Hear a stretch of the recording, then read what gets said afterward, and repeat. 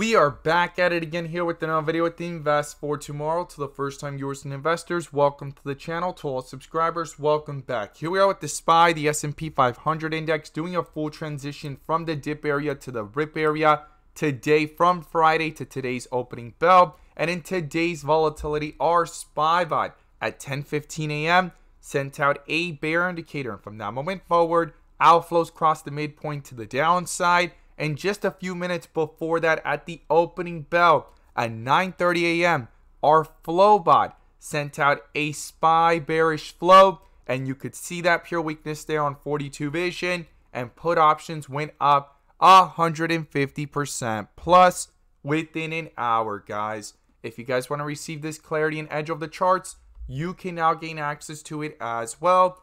The link is down below in the description to the 42 vision indicators, getting connected over to our bots, and becoming part of a growing community of investors, all looking to learn and grow together by receiving this clarity and edge over the charts and using these resources to maximize in either direction, whether stocks are going up or going down. So here we are with the SPY, the S&P 500 index, continuing to try to hold support above 395. We're going to talk about the inflow versus outflow and the bull and bear indicators. But before we do, I want to share with you guys the home run opportunity that was mentioned this morning over at the Discord. So the home run of the day was spectacular and beyond expectations. And if you guys want to know about these stocks early on and receive this clarity and edge of the charts, you can now gain access to it as well. The link is down below in the description to the 42 vision indicators, getting connected over to our bots and becoming part of a growing community of investors, all looking to learn and grow together. So the home run of the day was from our Tesla bot. Our Tesla bot sent out a bear indicator at 10:35 a.m. And from that moment forward, outflows crossed the midpoint to the downside. Pure weakness there on 42 vision. And put options went up 100% plus within an hour, guys. If you guys want to receive this clarity and edge of the charts, you can now gain access to it as well. The link is down below in the description to the 42 vision indicators, getting connected over to our bots, and we look forward to having you join us, and we strive for opportunities like these every single day.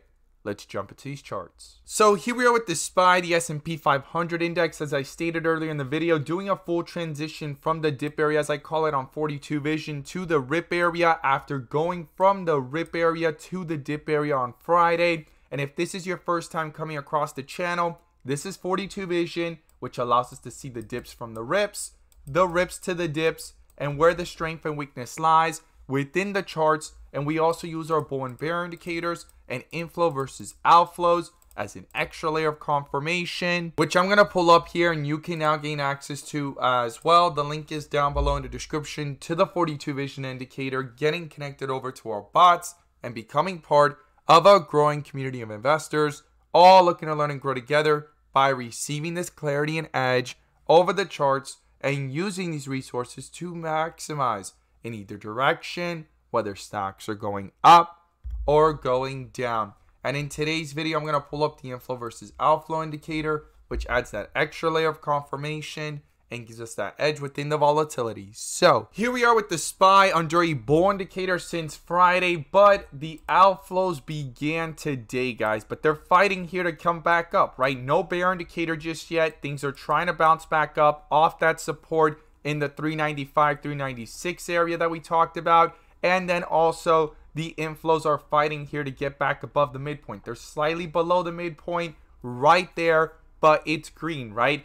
But in the first half of the day, outflows began going into the bell and into the middle of the day. And you could see that weakness that pulled back from around 399, 398 area all the way down to the 395 to 396 area. And bulls are trying to reappear here in the second half of the day. It's going to be crucial and critical for these inflows to cross back over, but not just on the 30-minute, but also have strength on the 1 hour, guys. You could see these outflows still trying to dominate here. Inflows are above the midpoint, trying to create that support and staircase effect here so far, but they're still red, guys. It went from inflows of 5.46 at the highs here in the pre-market at around 398, 399 area, all the way down now to inflows here of 2.08 and switch from green to red, and a lot closer here to the midpoint. If these outflows start to dominate and cross through that midpoint, that weakness could start to reflect pretty quickly into the chart. I mean, just look what happened here and what happened here, right? Things went from way up here around 397 down to 392 on the FOMC date, and the next day things went from around 396 down to 390. Now, it's not guaranteed to make the same exact move or react the same, but something to not ignore if these outflows were to begin and cross that midpoint, especially here on the larger time frame like the 1 hour. So I'm not going to ignore that. It's going to be crucial and critical for the bulls to stay above the midpoint, find support here, and pull up further away from the midpoint to the upside, switch from red to green, and hold strong and true this bull indicator here at around 394.37 to be exact. If you want to round that up to 395, you can.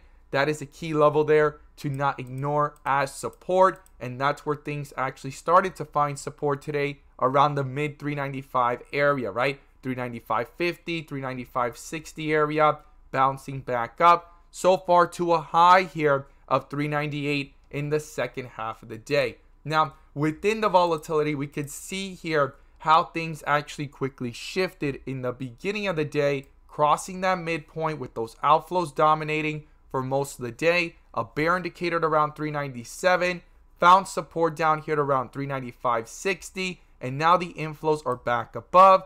Things are trying to come back up, and it's going to be crucial for the bulls to continue pulling this further away to the upside so that strength can roll over into the 15-minute and also 30 and 1 hour, and also cancel this bear indicator in the process and get a bull indicator in the process to the upside. Now, you could see here live within the volatility, it's trying to switch from dark green to bright green. If that strength continues, it could start those bright green again, and it's going to be crucial in the process for a bull indicator to pop up as these inflows try to continue going upwards. You could see there things switching live in the volatility there on the 15-minute. Now, what are the key levels I would watch to the upside and to the downside? Well, the first thing is support, right? On the 30-minute, you could see here 395.50 area was a huge support area of the day. That's going to be a crucial support. Below that comes way back down here towards 393 area where the bull indicator popped up. And if these outflows were to pull down significantly and start reflecting that weakness into the chart, canceling out this bull indicator and getting a bear indicator, well, below 393 area, the next support is 391 to 390 area where it found support before bouncing up on Friday, right? And getting itself out of that consolidation. You could see how volatile things were in the first half of the day until it finally broke out and things started to go towards 395, and it got that bull indicator, and those inflows were much more significantly away from the midpoint. Okay, now those are the key levels I'm watching to the downside if these outflows were to continue or even cross further down and switch from green to red. Right now, to the upside, the first resistance is 399, guys. That's where the rejection happened, not just today, but also here on Thursday, and where things rejected multiple times, even on FOMC, right? Earlier in the volatility and after the pullback from 402 to 399,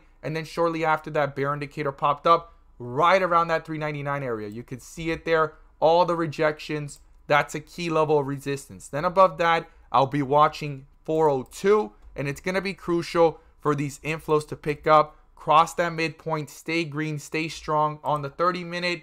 Same thing here on the 15-minute, and you could see here a bull indicator trying to pop up and transitioning from dark green to bright green, and we want to see these inflows continue so it can pull up the 30-minute with it, and also the 1 hour switch from red to green and start pulling away from that midpoint and hold strong this bull indicator here as things continue to try to pull even further up, guys. These are the crucial levels to the upside and to the downside that I'm going to be watching, and the bull and bear indicators, as well as the inflow versus outflow, as we're really close here on the 30-minute and also on the 15-minute, trying to pull away from it to the upside. And the 1 hour, even though it's red, it is still slightly above the midpoint with a chance to switch from red to green and pull away from it to continue the staircase effect to the upside, guys. I look forward to seeing your thoughts down below. I'm going to be watching these inflow versus outflows and bull and bear indicators